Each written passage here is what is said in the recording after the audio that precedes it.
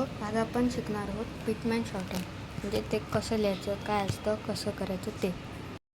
पहिले तुम्हाला एक नॉर्मल अशी मोठीवाली वही घ्यायची अशी वाली. मग आता हे करायचं काय, जे मोकळी पानं आहेत ते काढायचे. जसे की मी हे ते करतो. तर टोटल त्याच्यामध्ये 26 स्ट्रोक्स असतात. हे इंग्लिशवाले. त्यात 2 प्रकार असतात, एक इंग्लिश आणि एक मराठी. तर आपण पहिलं इंग्लिश घेणार आहोत. स्पेलिंग सुद्धा. तर पहिला लेटर आहे पी आणि बी.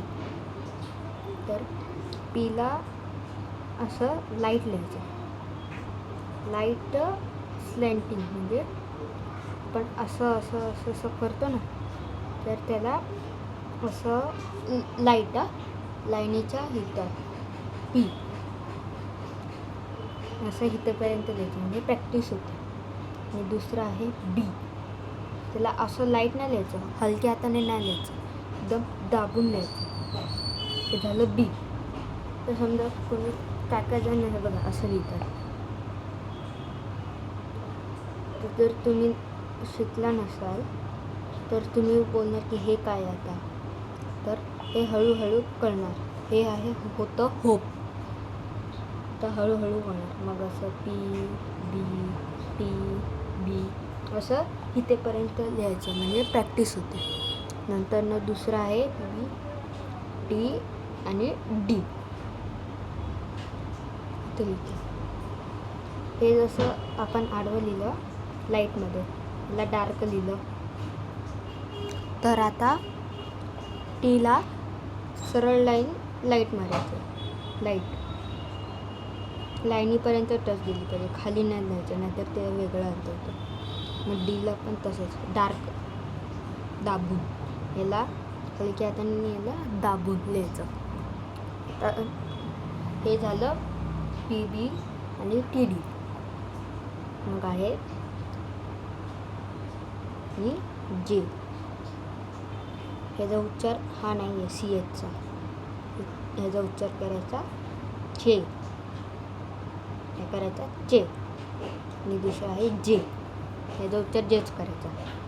जेला असं या साईडला लेफ्ट साईडला स्लॅन्टिंग आहे लाईटमध्ये, मग असं. आणि जेला डार्क असे लाईन म्हणजे एक डार्क आणि एक लाईट, एक डार्क एक लाईट बघा. जे असा बी टी डी के जे. आता दुसरा आहे के. के मध्ये असतं, के मध्ये खाली टच होऊन अशा लाईन के.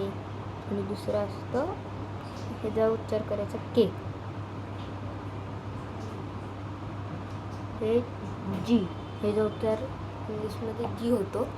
ह्यात करायचा गे. गेला डार्क आडवी, डार्कमध्ये, हे लाईटमध्ये.